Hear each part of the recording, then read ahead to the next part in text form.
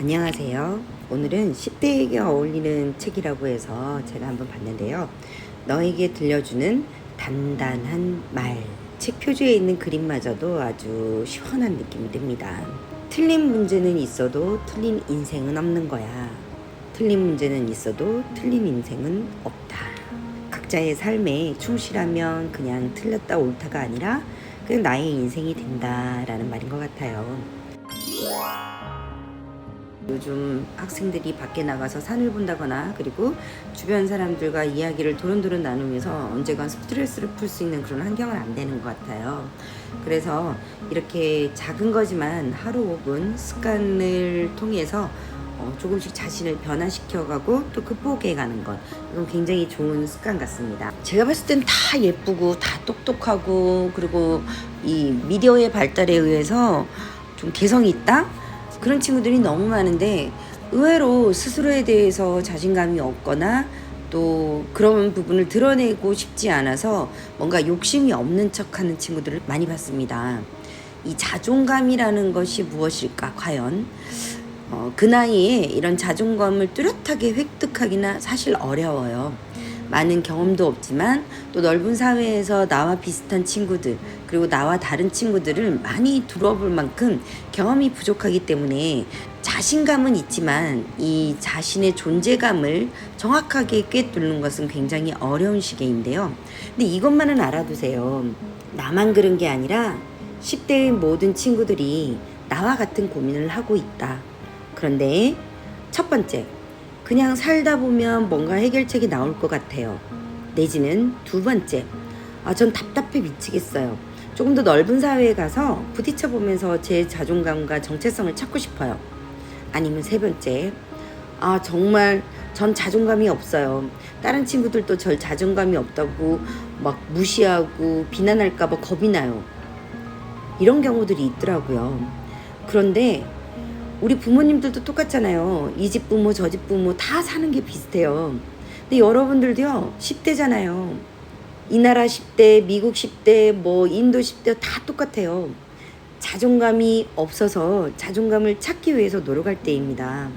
그래서 여러분들은 긍정적인 생각이 긍정적인 미래를 이끈다는 이 말을 가지고 자신의 자존감에 뭔가 큰 기대를 하지 말고 조금씩 나를 알아가는 과정을 겪으면 될 것 같습니다. 자존감. 혼란스러운 세상에서도 너라는 세계는 반짝이고 있다. 오늘 우리가 한 곳에 모여서 수업을 하잖아요. 교실에서. 그러면 좋은 역할이건 나쁜 역할이건 저희는 하나의 역할을 하고 있습니다. 우리가 지금 이 시간 사는 것이 모두 연극이라고 생각을 한다면 나는 어떠한 역할을 하고 있다고 생각을 해요. 근데 그 역할을 자신감 있게 그리고 당당하게 지켜내다 보면 그것이 당연히 빛나는 건데 굳이 꼭 1등을 해야만, 굳이 내가 아주 잘생기고 이뻐야만 반짝 빛나는 게 아니라고 생각해요. 인생은 무대다. 무대 위에서 빛나는 것은 내가 얼마나 자신감을 갖는가에 달려있다. 저 많은 사람 중에서 정말 꼿꼿한 자세로 예쁘게 서 있는 사람이 있어요. 그 사람은 어떤 능력을 갖고 있는지 우리가 아무리 모르는 상황이지만 그저 수많은 사람들 중에서 꼿꼿하게 서 있는 것만으로도 그 사람의 존재는 굉장히 빛이 납니다. 그래서 여러분들이 그 자리를 꼭 지켜주세요. 똑같은 말이에요. 우리는 모두 자신의 모양대로 세상에 존재하려고 태어났다. 처음에 그들은 비웃으며 그걸 왜 하냐라고 묻겠지만 나중에 그들은 경탄하며 그걸 하려면 어떻게 해야 하니? 라고 물어볼 것이다. 알버트 아인슈타인이 이야기했습니다. 그런 방식으로는 살 수 없어. 야, 남들처럼 바꾸지 않으면 여기 들어올 자격이 없지. 정말 세상은 자꾸만 내가 가진 모양을 바꾸려고 합니다. 그 결과 수많은 사람이 모두 비슷비슷한 하루를 살고 있죠. 그런 우울한 삶을 살고 싶지 않다면 다음에 소개하는 7가지 말을 낭독하고 필사하여 내면에 담는 과정이 필요합니다. 한번 볼까요? 내가 끝내지 않으면 아무리 세상이 막아도 결코 끝난 것이 아니다. 짐작하지 마세요. 제 방식은 지금까지와는 전혀 다를 것입니다. 선택은 나의 생각이 어떤지를 보여주는 지성의 증거입니다. 두려움과 희망은 하나입니다.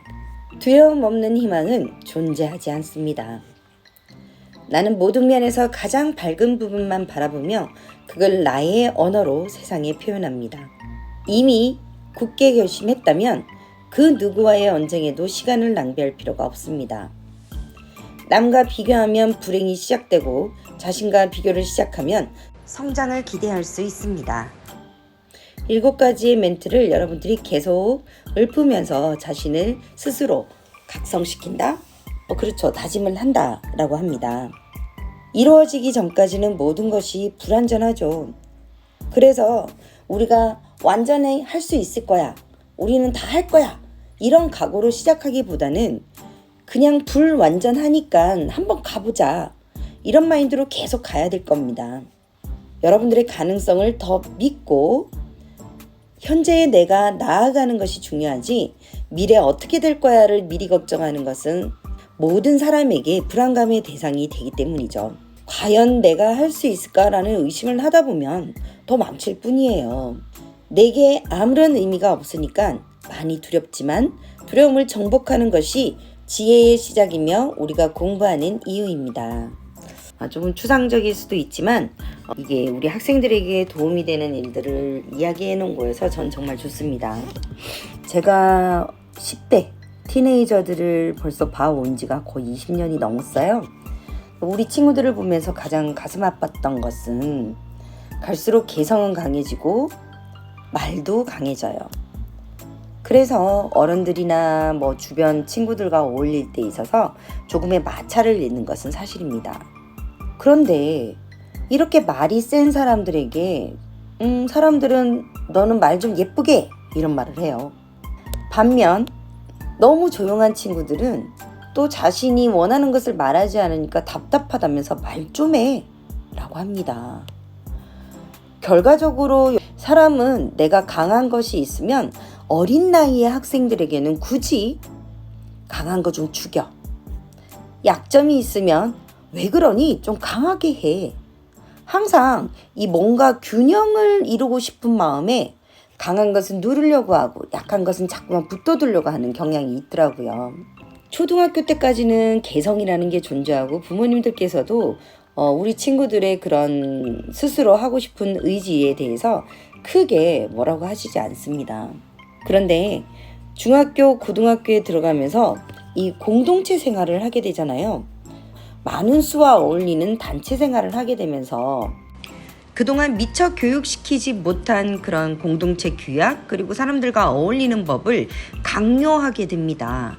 미리 안 시켰기 때문에 급박하게 큰 소리로 나오게 되는 것이죠.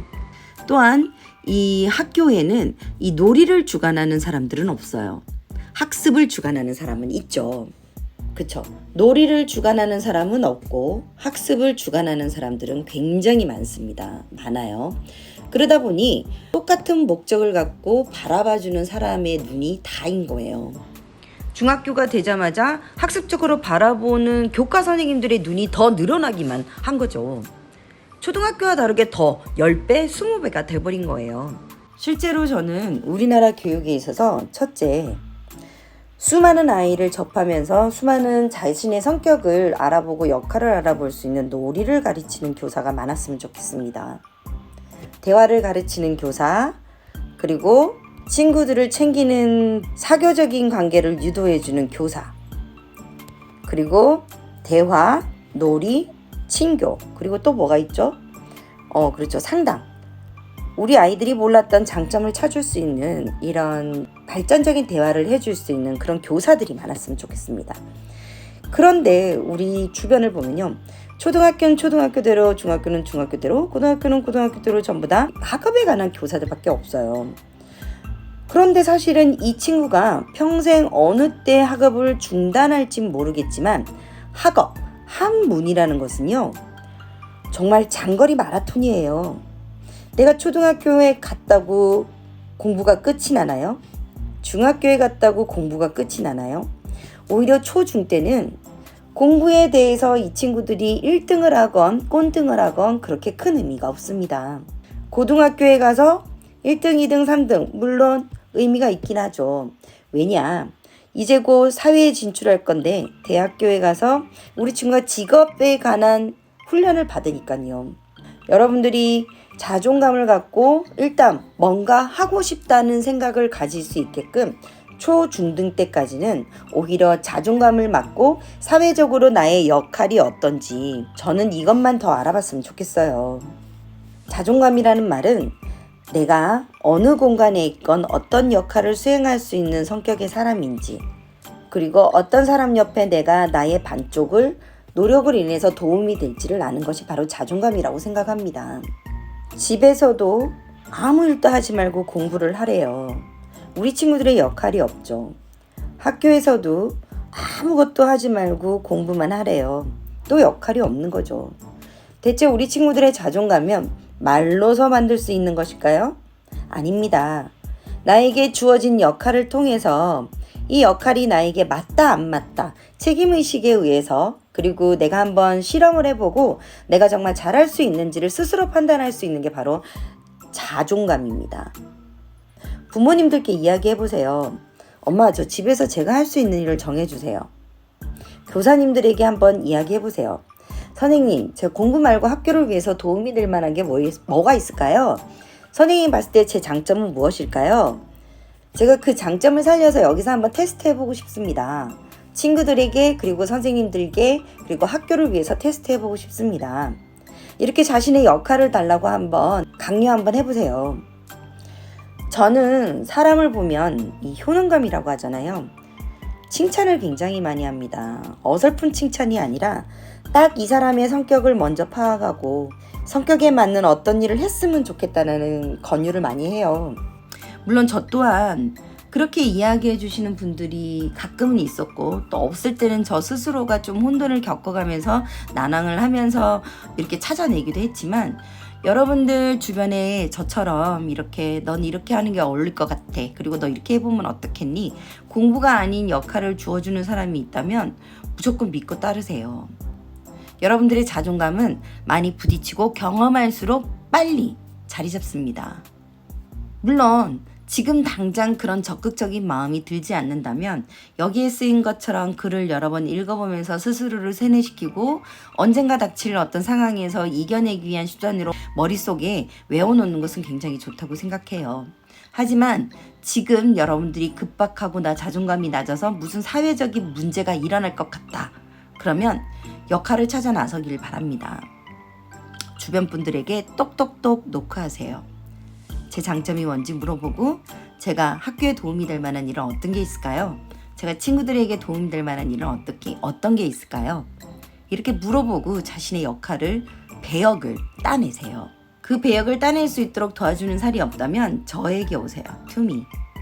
제게 오시면 제가 여러분들의 모든 관상과 말을 듣고 여러분들이 할 수 있는 역할을 하나씩 캐스팅 될 수 있게 해드리겠습니다. 자, 오늘의 한 달락 읽기 여기서 마치겠습니다. 안녕.